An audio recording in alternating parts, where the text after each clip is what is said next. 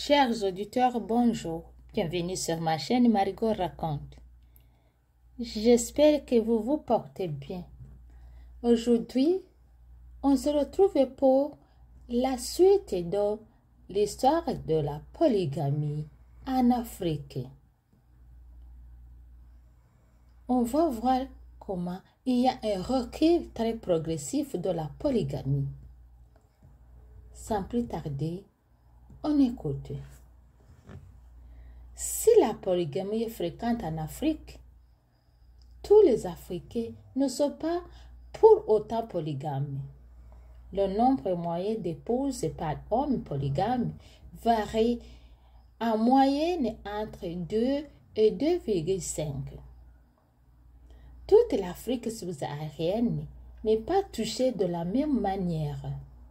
Si l'Afrique orientale et australe affichent les taux de femmes mariées de 15 à 49 ans en union polygamique inférieurs à 30% dans les campagnes et à 20% dans les villes, la fréquence de phénomènes est supérieure en Afrique de l'Ouest, dans des pays parfois peu islamisés comme le Togo, où c'est représenté 52,6% en 1988, où le Bénin est 49,6% en 1996.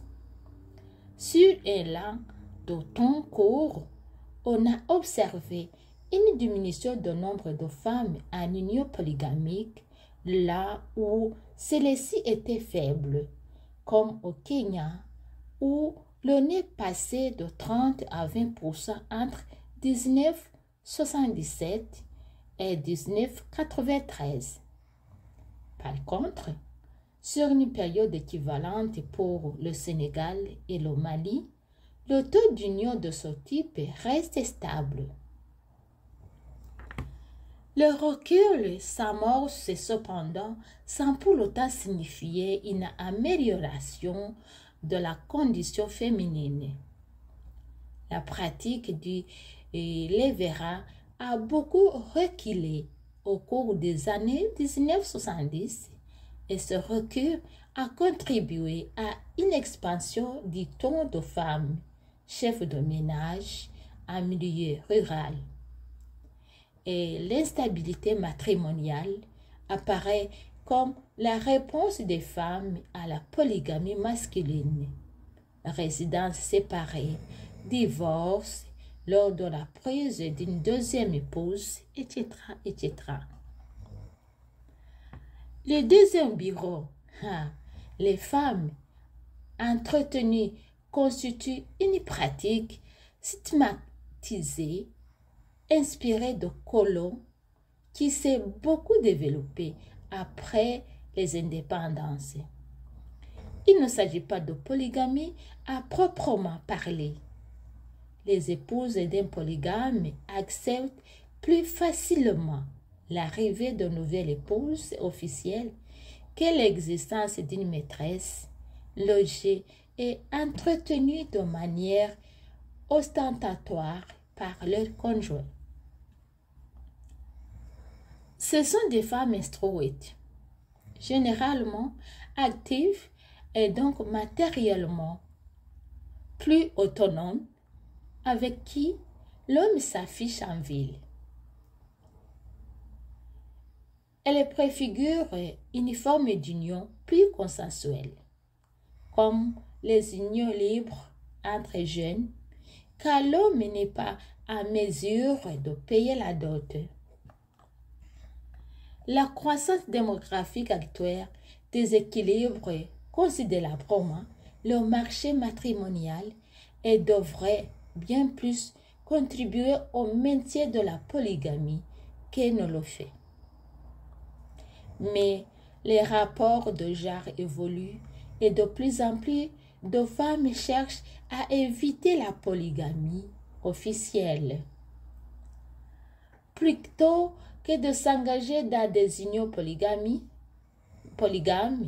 les femmes scolarisées aujourd'hui reportent l'âge de leur mariage avec des hommes de leur génération et préfèrent parfois des formes d'union plus consensuelles, concubinage par exemple, pour les couples étudiants.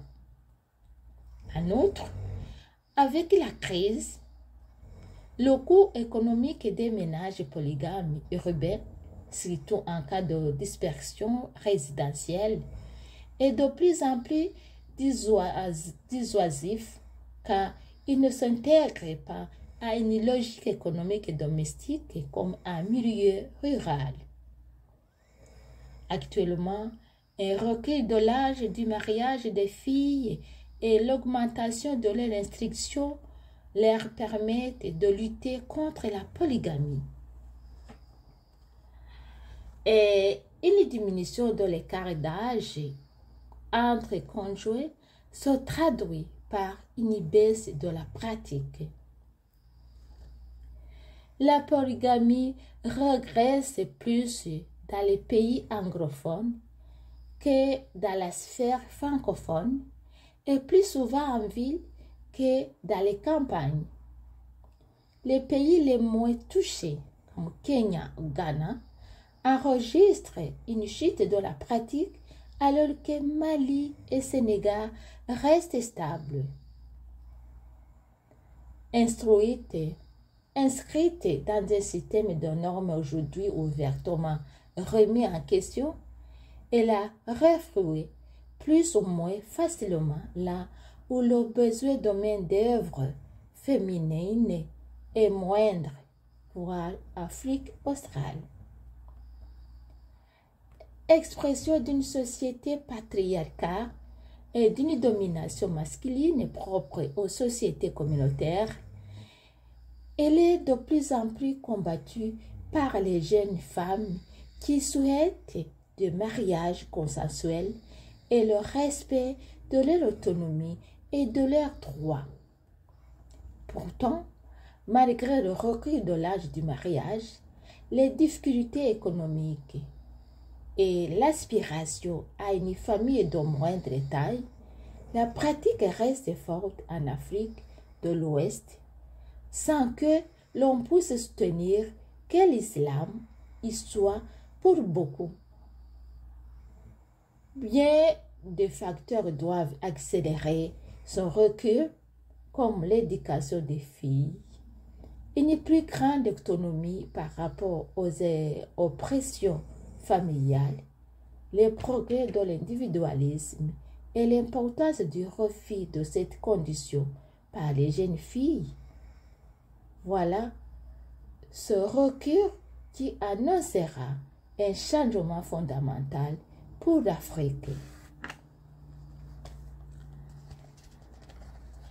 Pouvons-nous dire à présent que les Africains sont tous polygames? Chers auditeurs, qu'en pensez-vous? L'histoire du recul de la polygamie en Afrique, ça s'arrête aujourd'hui par-ci. Vos commentaires s'avèrent nécessaires.